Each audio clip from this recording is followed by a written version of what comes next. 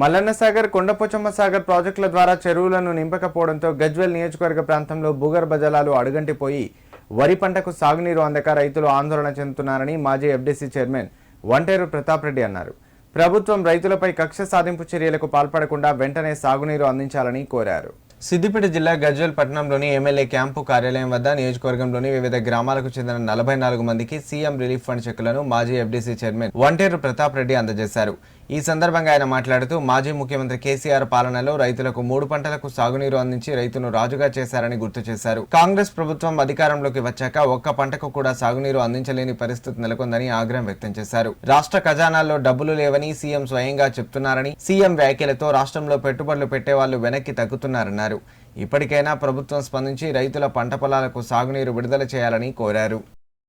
యాసంగి మళ్ళీ యాసంగి 3 పంటలు పూర్తయినప్పటికీ కూడా రైతు బంధు ఇక్కడ కూడా ఏ రైతు కూడా రాలేదు. 15,000 రూపాయలు రైతు భరోసా ఇస్తుందని చెప్పి ప్రభుత్వం మాటిచ్చింది. ఇచ్చి దాదాపుగా 6 మాసాలు అవుతున్నప్పటికీ కూడా రైతు భరోసా 15,000 రూపాయలు ఇవ్వకపోగా 12,000 రూపాయలు అని చెప్పి అది కూడా ఇవ్వలేని పరిస్థితిలో ఉంది. ఎకరము, 2 ఎకరాలు, 3 ఎకరాలు, 4 ఎకరాలు అనుకుంటూ ఆ కాలాన్ని వెలపిస్తా ఉన్నారు. ఇవ్వలేని పరిస్థితుల్లో గవర్నమెంట్ ఉంది. ఇంకా ఈ రాష్ట్ర ప్రభుత్వం యొక్క అసమర్థ విధానాల వల్ల, వాళ్ళు మాట్లాడే తీరు వల్ల దాదాపు ఈ రాష్ట్రం 70,000 కోట్ల ఆదాయాన్ని కోల్పోయింది. ఇలా తెలంగాణ రాష్ట్రం దివాలా అంశంలో ఉంది. ముఖ్యమంత్రి గారు మాట్లాడుతూ ఉన్నారు. దానివల్ల ఈ రాష్ట్రంలో ఎవరైనా ఇన్వెస్ట్మెంట్ చేసే వాళ్ళు కూడా చేయలేని పరిస్థితి ఏర్పడ్డది.